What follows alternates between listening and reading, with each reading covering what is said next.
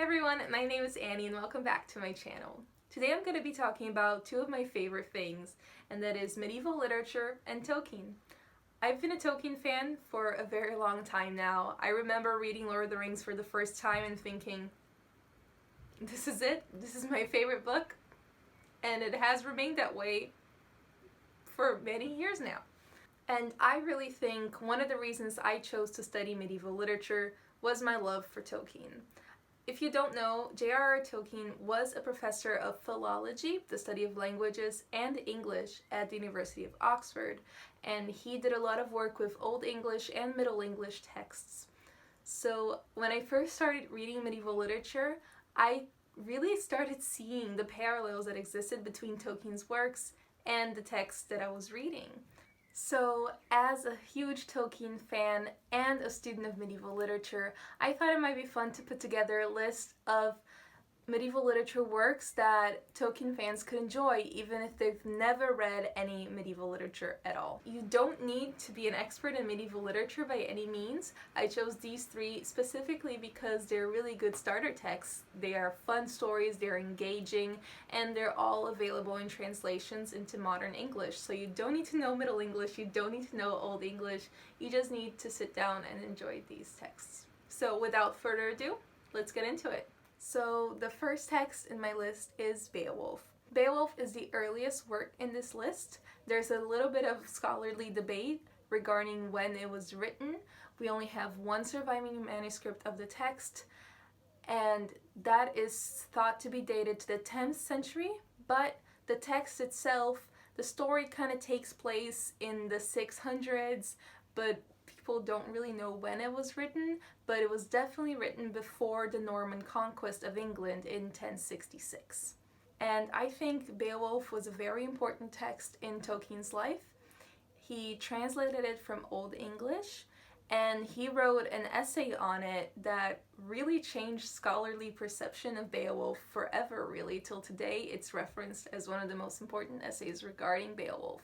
And I think this is the text in which we can see the most parallels between Tolkien's fictional works and his academic work. I think that the society we see in Beowulf, Hrothgar's Hall for example, is very similar to the Rohirrim society in Lord of the Rings. We see a king in a golden hall, much like we see a king in the golden hall in Two Towers, for example. There's even a character named Frodo in the story, so if you read it, let me know if you can find Frodo. But more than that, I think Beowulf has a lot of storytelling at its core. Not only it's a story, but there are characters within the text that tell their own stories, and stories within stories. There's so many stories told. And I think Tolkien really had a reverence for that, the act of telling a story. And sometimes when I read Beowulf, I am reminded of the scenes in Rivendell where Bilbo is telling a story in late afternoon and the story goes on and then Frodo just falls asleep and the elves are singing of acts of heroism of old.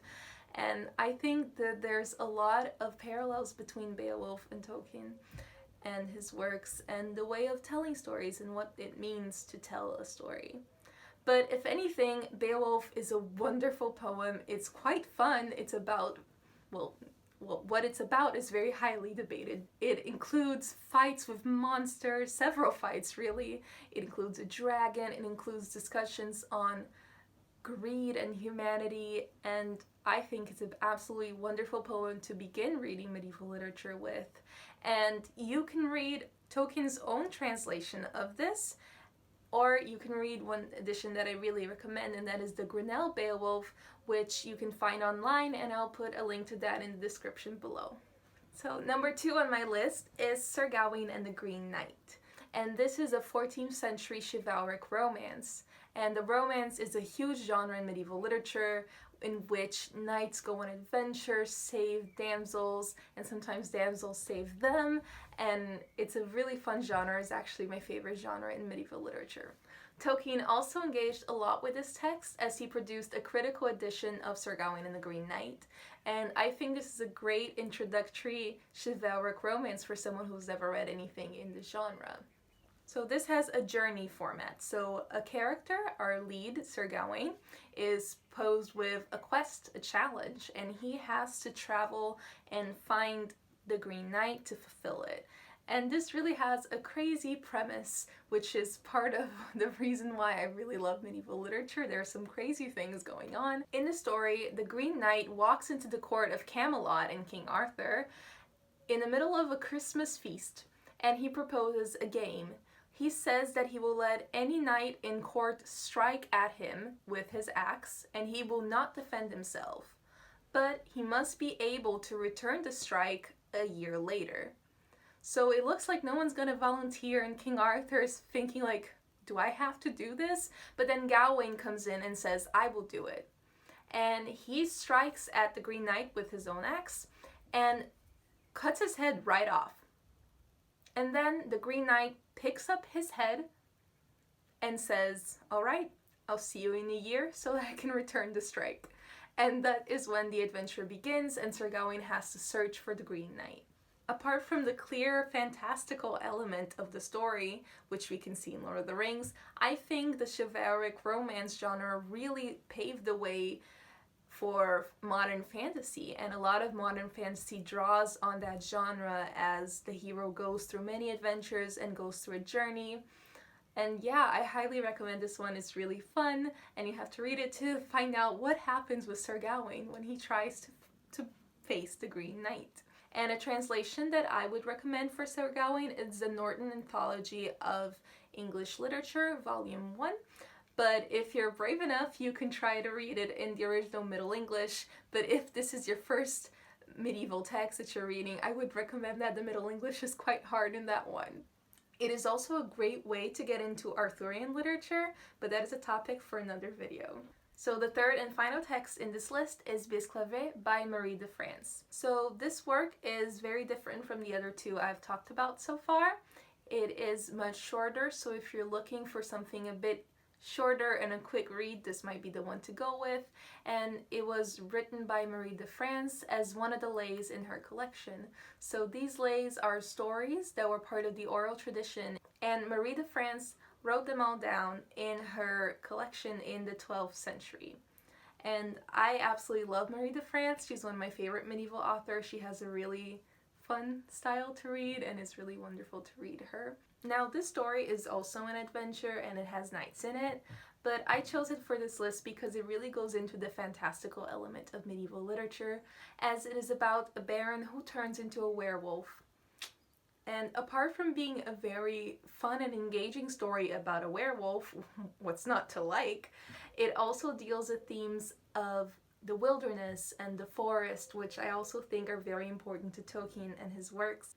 But most of all, it really has that fantasy aspect to it. So if you are a fan of Tolkien because you love that fantasy, you love those crazy stories, I think this might be a good way for you to start. Further, as it comes from an oral tradition, I also think that goes back to that first element that I brought up, the storytelling element. It is really a story that should be read aloud, so if you'd like to read it with someone else, it's really fun to read Marie de France's work aloud. So I would highly recommend the Norton Critical Edition of Marie de France's work. I think it's a very good translation, and it was the first one that I read, and I really liked it, so this is a good one to start. If you want to read Bisclavret or any other of Marie de France's tales, I really recommend all of them. They're a joy to read. So Marie de France, as you can tell from her name, did not write in English, so reading the original might be a bit more of a challenge in this case. So there you have it. If you love Lord of the Rings, but you don't really know how to get into the huge world that is medieval literature, I really would recommend these three works. I think they really embody the essence of Tolkien and his inspirations in medieval literature. And if anything, I think they're all really fun.